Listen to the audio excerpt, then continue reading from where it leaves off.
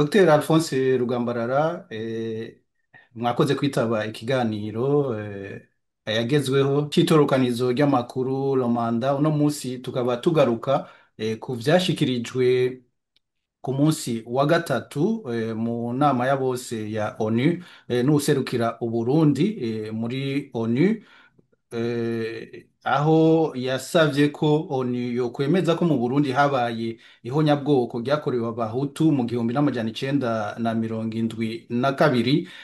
Mwarabikurikiranye, mbega ko mwebwe mwari Arusha, mbere murakurikirana cane mubicishije, sinzi ko nogita ishirahamwe itorero, sinzi ko nogita ishirahamwe, hariho ibiganiro muhora mutunganya, haravugwamo cyane ibintu vy'abahutu n'abatutsi biravugwa. Mbega ivyo vyashikirijwe na Zephirin Maniratanga muri oni, mwebwe mubiha iyihe nsiguro, mwebwe ko mubikurikiranira hafi? Murakoze cyane.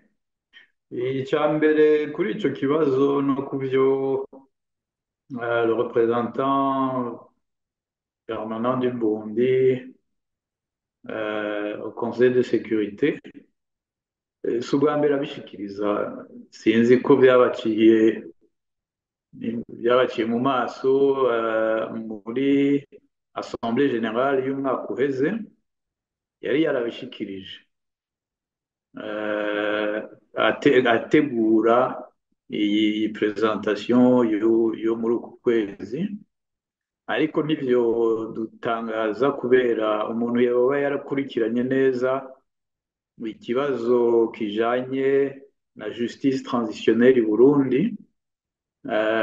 Ntivyo mutangaza ko leta ya CNDD-FDD ishika kuri iyi ngingo y'ubu.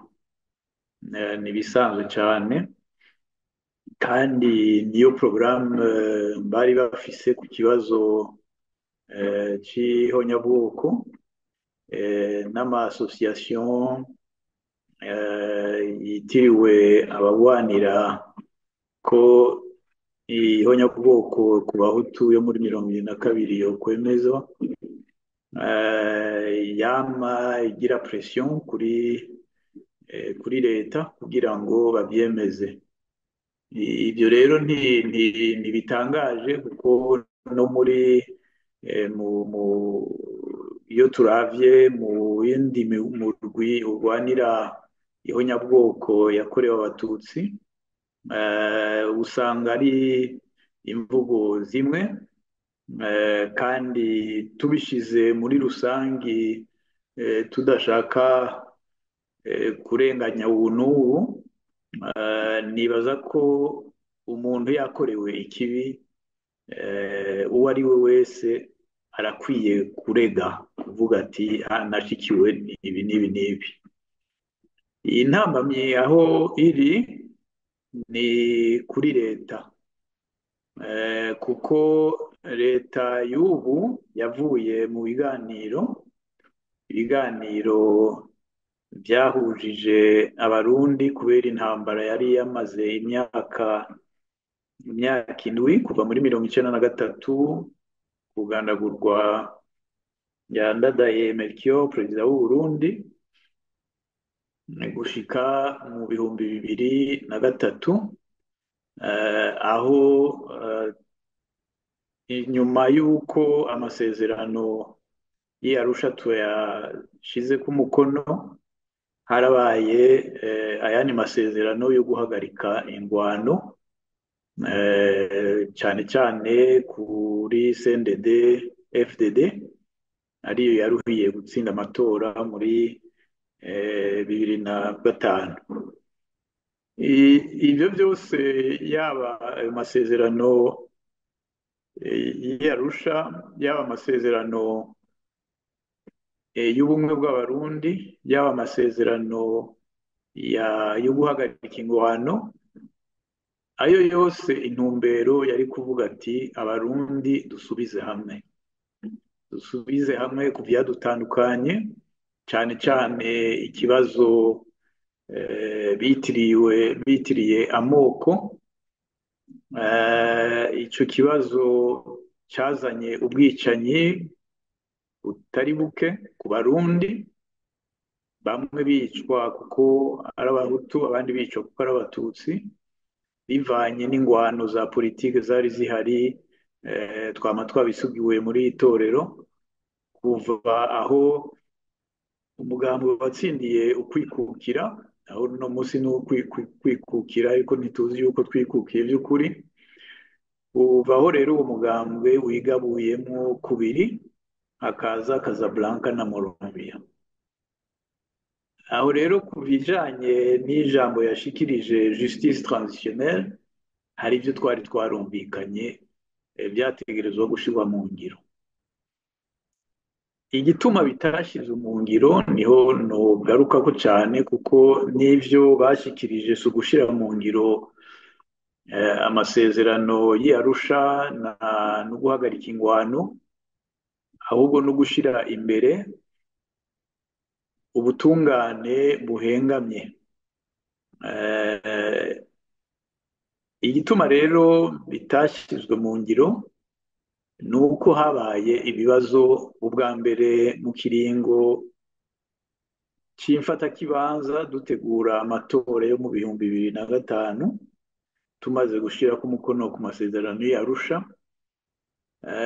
Ibibazo byabaye kuko nari mu murwi wari ujejwe gucungera ishyirwa mu ngiro ry'ayo masezerano,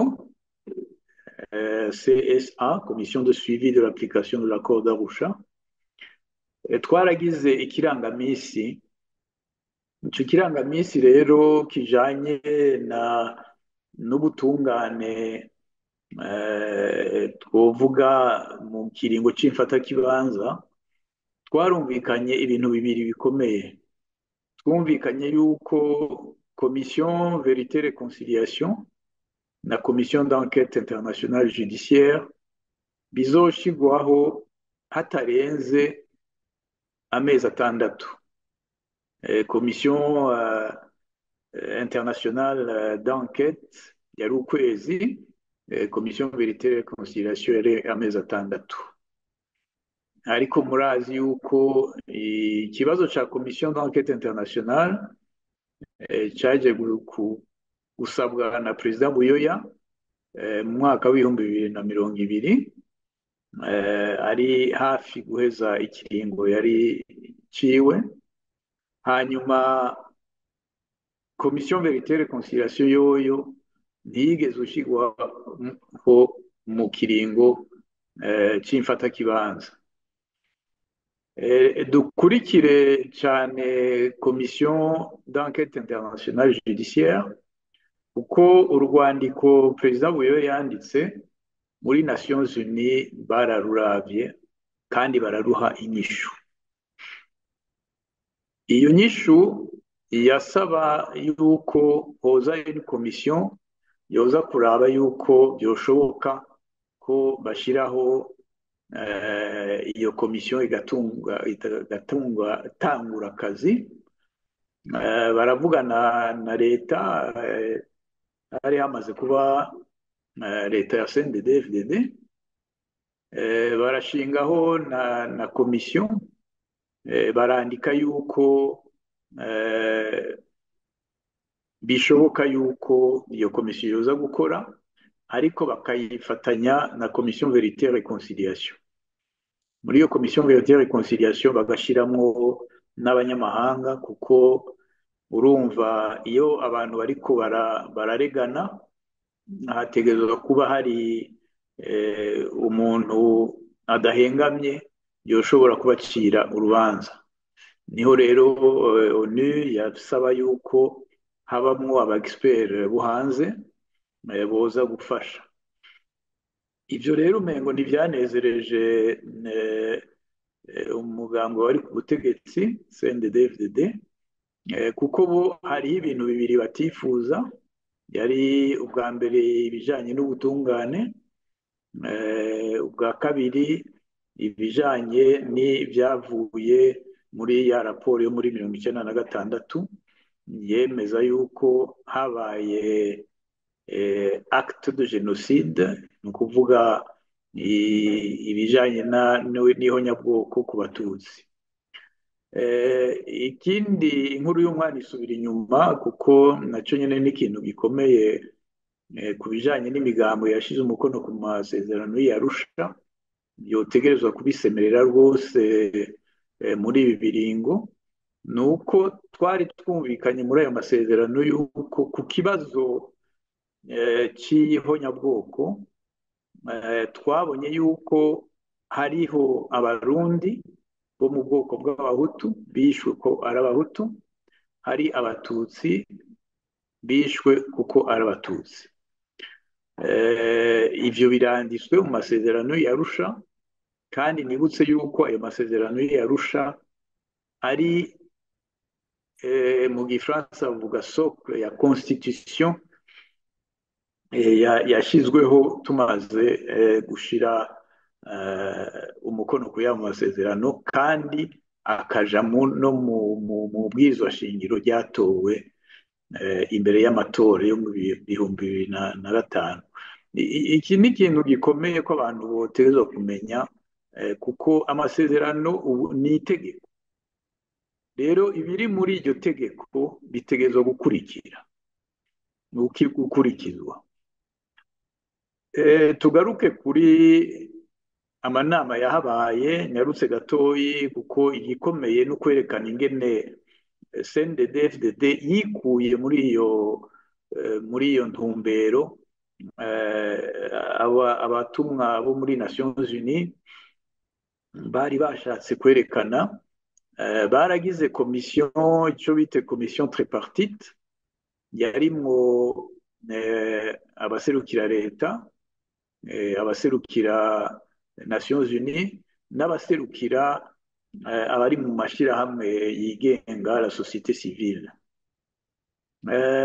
Iyo komisiyo yarakoze, iragira n'amatohoza mu gihugu, ibaza uko abarundi bifuza justice transitionnelle. Ibi bibazo byarabajijwe, ariko abari muri komisiyo préparatoire ya komisiyo vérité et réconciliation n'ibindi bo muri CNDD-FDD barabihagaritse, barabyanka, amakonkluziyo yose barayanka, baca bashima kugira inzira yabo.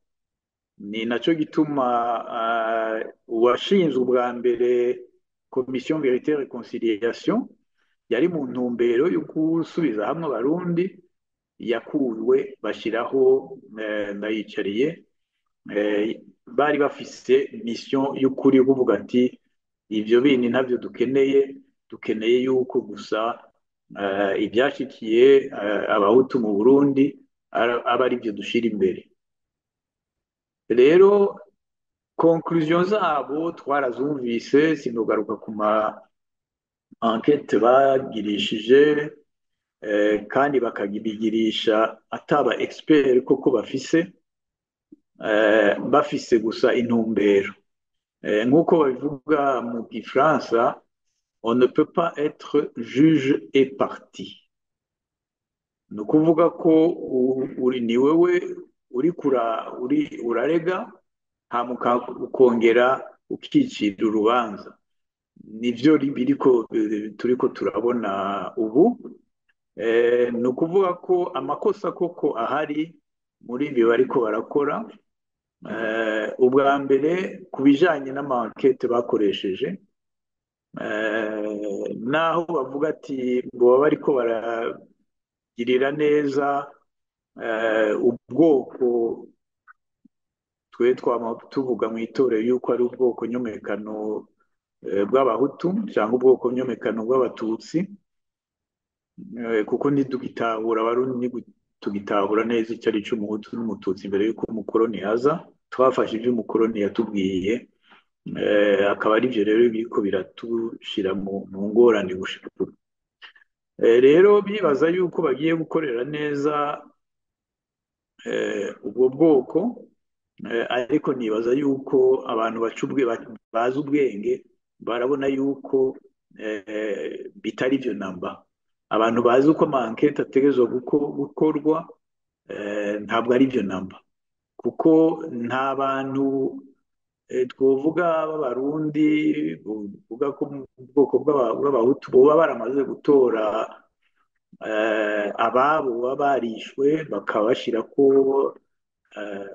amazina n'ibindi, bakamenya ati muri iki kinogo niho abacu baba bafubiwe, niho abacu biciwe. N'ibyo si byo namba, kuko barababaza babona amaskelete n'ibindi, amagufa y'abantu, ariko ntushobora kumenya ati aba n'abanje cyangwa n'abo b'umuryango wacu. ntibyoroshe. Hariho ubuhinga bwa none bushobora kubyerekana ari iby'ama-ADN n'ibindi, no kuvuga umwaka ayo magufa yashyiriwe muri icyo kinogo. Ibyo byose ntibyabaye, bikereka yuko babikoze bafise intumbero yindi ari iya publicite gusa, atari iyo gutorera ukuri ababuze ababo. Anokebura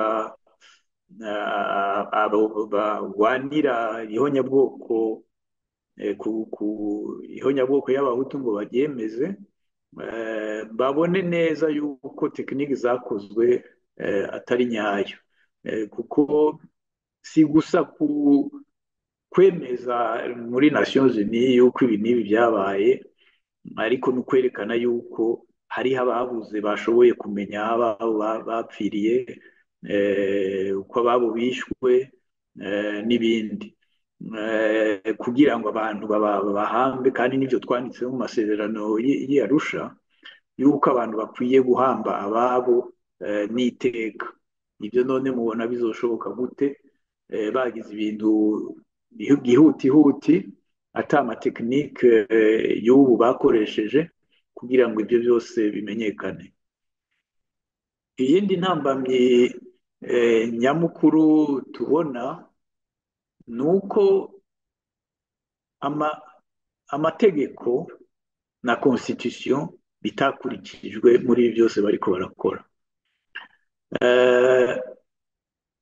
Nonavuga noneho yuko badufashije rwose, bafashije abarundi gusubira gushira imbere icyo kibazo, kuko bari baragikumiriye ntibagishize muri Nations Unies. Muri Nations Unies bazosanga yuko icyo kibazo cya justice transitionnelle cyari kigeze ahantu ho gusaba gusa Nations Unies yuko iyo commission d'enquête internationale judiciaire yoboneka, kuko usabye yuko bemeza ko jenoside runaka yabaye, baragira amankete yabo. Ayo mankete yabo gutebaho bavuga ati ni banaka babikoze. Muri icegeranyo cya severe y'ubu nta mankete akwiye bakoze yo kuvuga ati aba n'aba nibo bakoze iriho nyabwoko, kumbure bazofata mu ruvunga ngo n'abatutsi n'intwaro z'abatutsi zabikoze. N'ibyo nabyo globalisation muri Nations Unies ibyo bokoresha. Iyo processus rero twebwe ahubwo turabashimira, je nobashimira ko nobwira n'abandi nije ndashimye, kuko ico kibazo ko bari bakihariye bakabikibika, ubu kigiye ahabona. Naho kigiye ahabona ukutariko, ariko kigiye ahabona ko bari barakinyegeje. Ubu rero abafise ububasha, abafise imigambwe, abafise ama association arondera ukuri mu Burundi, barondera ubutungane mu Burundi, ahubwo nibafatireho basabe yuko igihe iyo processus yari igeze ko aba ariho batangurira ko ibyo byose leta na severe yandayicariye iriko irasaba. Iriko isaba ibijanye na raporo batanze, kandi nobibutsa yuko no muri iyo raporo hari muri conclusion bavuze bati habayeho nyabwoko y'abahutu muri 1972, haba ubwicanyi bw'agahomeраmunwa, crime contre l'humanité, ku batutsi no ku batwa. Aho sinzi yuko Ndayicariye yumva neza icyo byita crime de génocide na crime contre l'humanité, yuko ku byerekeye ubutungane international ari nkaco kimwe, nabyo nyene ni imprescriptible.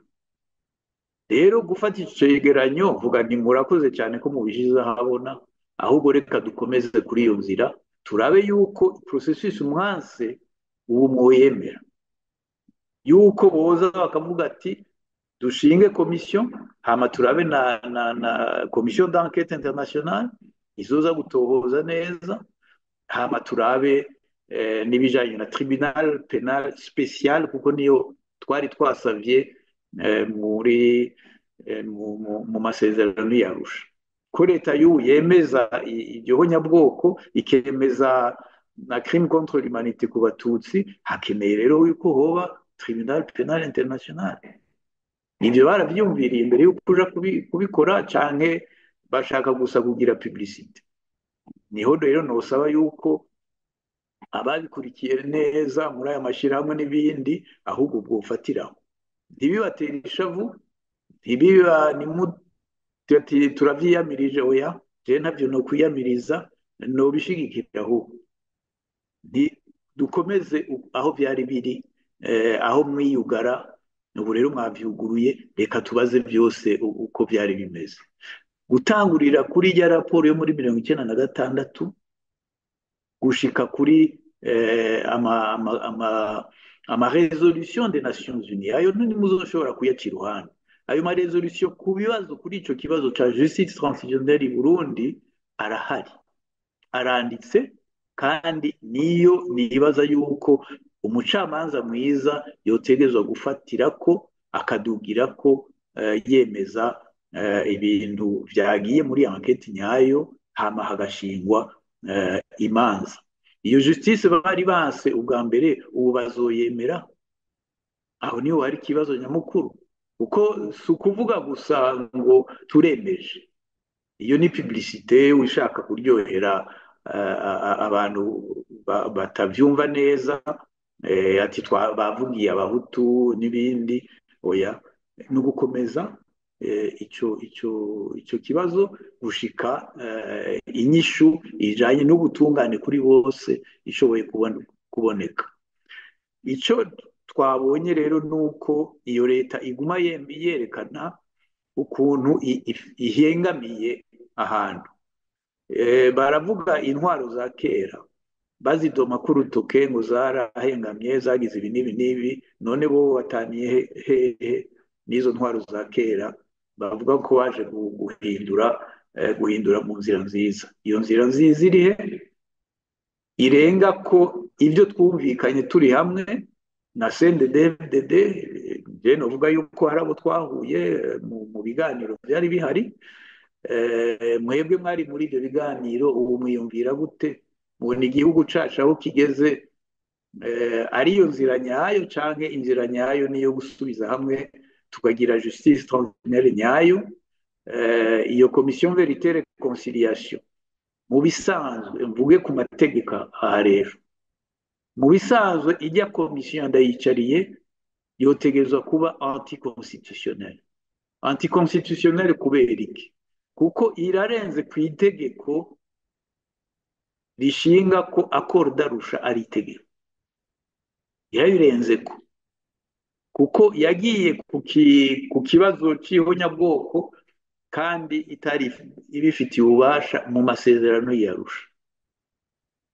None icyo kirego coco mubona kizotorerwa inyishu gute? Kuko nta n'umwe gushika ubu arashinga urubanza muri cour constitutionnelle avuga ati iyi commission vérité réconciliation Ndayicariye ni anticonstitutionnelle, kuko yihaye ububasha butari mu masezerano y'Arusha. bihaye ububasha nk'uko amasezerano yarusha atoba ari itegeko riri mu ibwirizwa shingiro kandi ritegerezwa kubahirizwa. Ni nacyo gituma dufashe n'ikiringo cya gatatu cya perezida Nkurunziza muri cour constitutionnelle barabihinyanyuye, ariko bakemeza yuko accord d'Arusha iri hejuru ya constitution, ariko bakaca iruhande. Mugabo bishitse mu zindi sentare zo hanze nka East African Community bagaca babisoma, bagasoma neza ibirimwo, bagaca bivuze ati aha wararenganije amasezerano yarusha, wararenganije ibwirizwa shingiro. Rero no heza kuri iki kibazo ntanga impanuro abarundi uko bari kose bifuza ubutungane kuri bose. Ibyo nibyo twari twashize imbere mu masezerano yarusha, naho bamwe bamwe batayemera, ariko iyo ntumbero yariyo kandi twari twayitanguye neza gushika aho bashinga n'iyo komisiyo iyo bise tripartite yategura uko ayo makomisiyo azotangura gukora. Abarundi baravuze muri amankete bagirishijwe ibyo bifuza. Sinzi yuko rero ndayicaye na ekipe yiwe babisomye. Ibyo rero byategerezwa gukurikizwa, ariko byarahagaze aho bashiriyeho komisiyo ndayicariye. Turabasabye koko mwikebuke.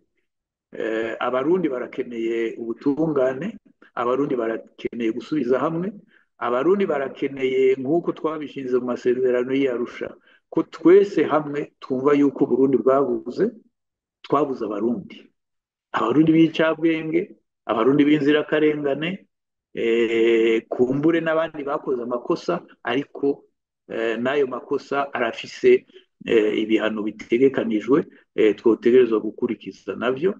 Rero nkebura rero abishinze kurwanira agateka k'ababuze, ari muri ase jenoside, ari muri abo muri jenoside yo muri 1972, ni ukuri ntawe ubabujije uburenganzira bwo kubisaba. Twarabisabye mu masezerano, twaremeje yuko abahutu bahiriho bishwe kubera ubuhutu, abatutsi bariho kubera ubwo bututsi. Ibyo birahari, nta muntu yashize mu mukono ku masezerano yogaruka ubu akabihakana, ko ari kutashyira imbere koko ijambo nk'uko abakera bacu barituraze. Iyo wavuze ijambo, iyo wumvikanye n'abantu, utegerezwa kubishyira imbere. None byagiye, turabasabye yuko twese hamwe twosaba dukurikije ubwo rwandiko n'icyo gisabo cya leta, yuko ahubwo bogaruka kuri processus yari itanguye, kuko izoshika ku nyishu ya bose, ntishike gusa ku nyishu ya bamwe. Murakoze cyane.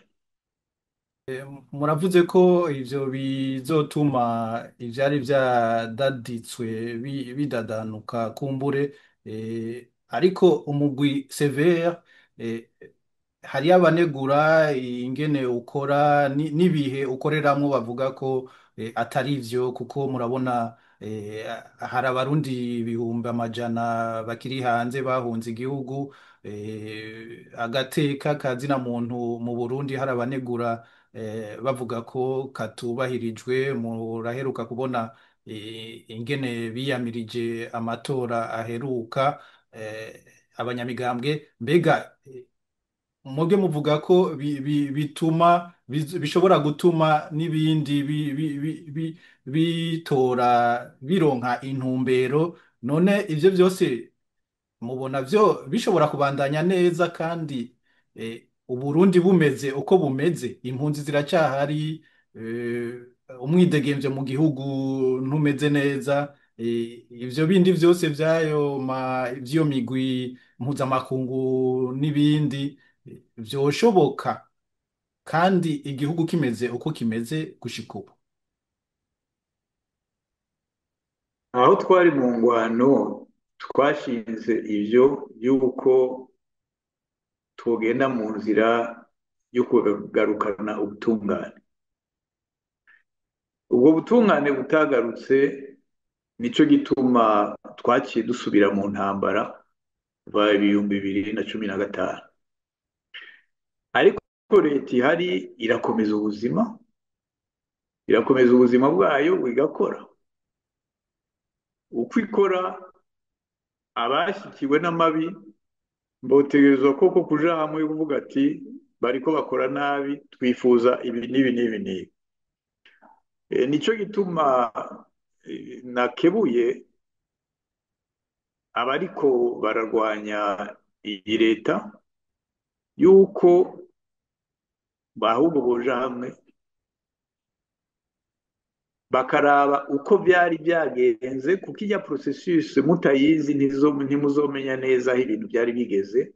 Akaba ariho mufatira mukebura Nations Unies, namwe mwari mwashitse ngaho.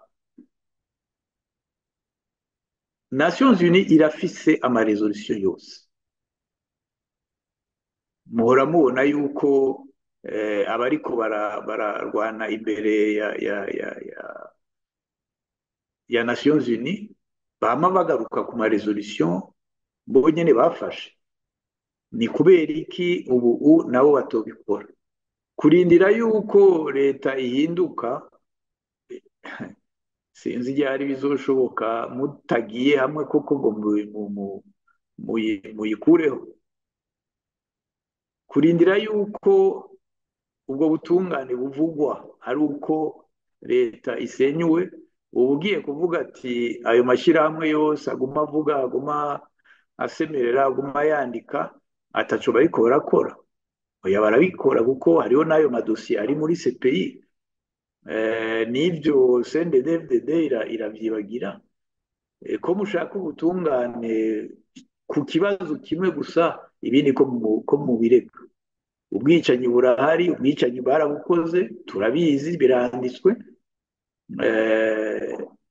Mugiye murabisemerera, murabishira imbere, abo bo muri Nations Unies botewe bakabona yuko koko hari ikibazo. Ariko mubaretse bakikomereza, mu ijambo ry'umwe rikamwa yera, niko bimeze. Rero byiza twokebura koko, kuko twifuza cyane yuko ubutungane bwoboneka mu Burundi, kuko nibwo buzofasha abarundi gusubira hamwe, kuko nibwo buzofasha abarundi kubona yuko atari umugwi umwe wababaye, ari abarundi muri rusangi bababaye, kandi n'ubu baguma bababara. Kwerekana Uburundi yuko atari ubwoko bunaka ari bubi, ari intwaro iba yabaye mbi, nayo ntwaro irafise abayitwara. Yaba iyakoze amabi muri 2022, yaba iyakoze amabi muri 1993, raporo irahari. Yaba ibi vy'ubu kuva 2000, cyane cyane 2015, 2008 n'ibindi, mu gihe bari bakiri no mu ishamba, ibyo byose biraje, nta murundi atabizi. Ntabwo rero abantu bobica iruhande. Abarundi barakeneye kumenya ukuri no kubona ubutungane buhagiye, hama abarundi bagasubira hamwe. Nibyo bitegerezwa kuba. Murakoze cyane. Mwagize icyo musaba abarundi, cyane cyane abari mu mashyirahamwe. Leta y'u Burundi yoyo hari ivyo imaze gukora.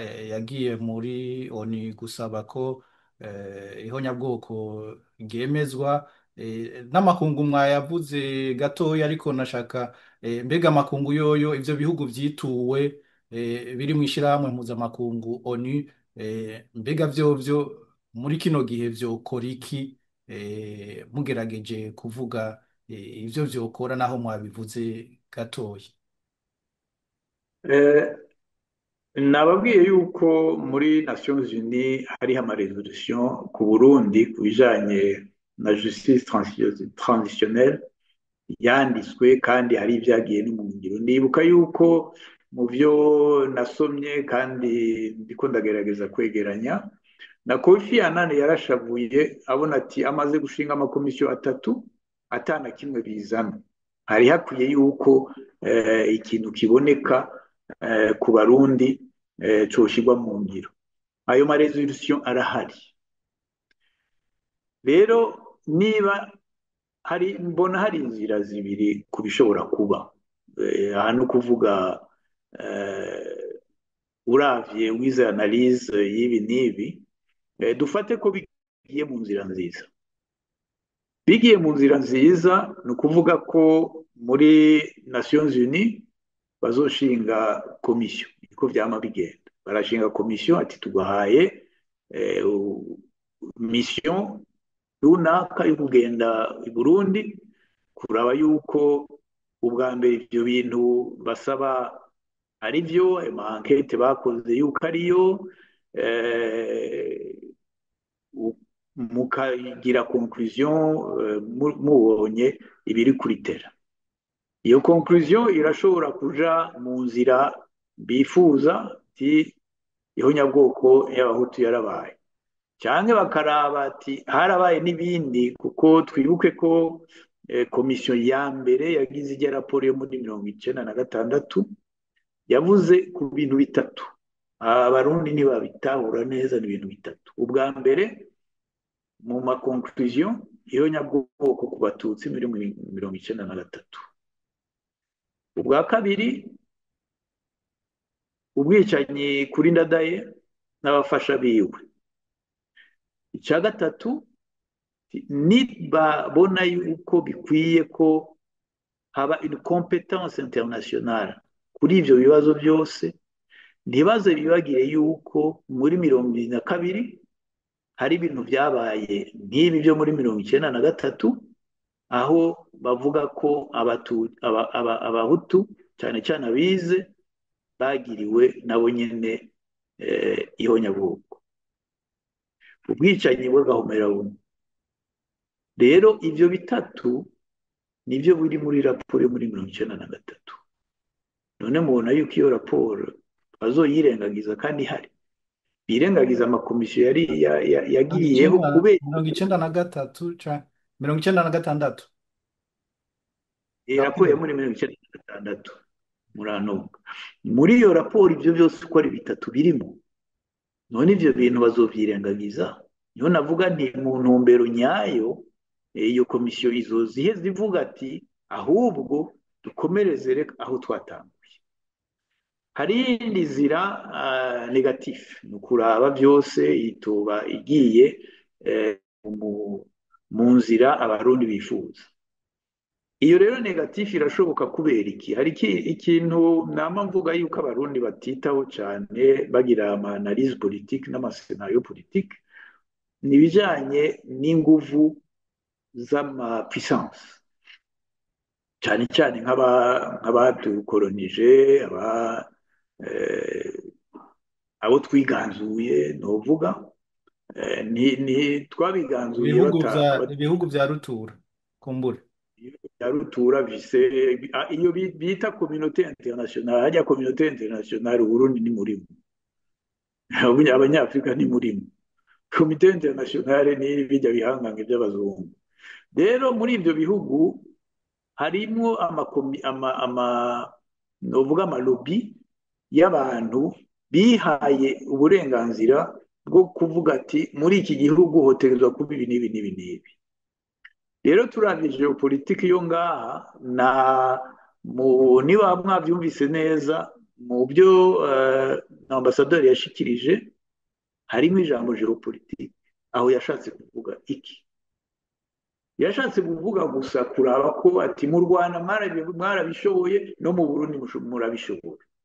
No kumenya gusoma entre les lignes uko babyita. Iyo nico cyiyumviro cy'abari ku butegetsi ubu bashira imbere. Ni nacyo gituma uhora ubona ko muri byinshi bashaka gukopya u Rwanda. Sinzi igituma koko ibyo bintu babishira imbere. Barakwiye kuba abarundi abarundi turafise orientation yacu, twofatira ku burero bwinshi turavye nk'ivy'amaprovinsi bagize ni kopie kole y'u Rwanda. Turavye ico kibazo c'ihonyabwoko bashaka kugira kopie kole ku Rwanda, ciyo politike yahengamiye ngaha nihengamire natwe ngaha, ukazosanga rero yuko hari amalobi ariko arakora muri iyo ntumbero. Aha rero tukazosubira mu ngorane kuko tutaramenya gutorera inyishu ikibazo abakoloni baduteye. Divide et impera iracyakomeza. Mwarabonye ambasaderi wo mu Bubiligi yaje mu Burundi, kuko u Rwanda babwiye ati muduha amahoro, fute nurape, ni ukuyexprima gutyo. Ntazi ntumbero ayo malobi afise atari uguteranya abanyafurika, ko barazi yuko abanyafurika bamaze kuja hamwe bizobagora gusubira kubarya nk'uko bamaze imyaka ikinjana caranarenze baturya batwicayeko. Aha rero sinovuga ko bitoshoboka, koko birashoboka, nta no gukebura abarundi bo mu butandukane bashizemo imbere bw'ubwoko nyomekano, mwikebuke. Uburundi burakeneye abarundi, ntibukeneye ubwo bwoko nyomekano abazungu batuzaniye. Dukeneye ko muri kiringo c'iterambere novuga hari ayandi ma identite Uburundi bukeneye. Ayo ma identite aho hambere kera ku nka n'imirima yari umurimyi, yari umworozi, ariko ubu si bakomeye kurushaho. Hari ayandi ma identite yubaka igihugu, hari abubatsi, hari abaganga, hari abacamanza, hari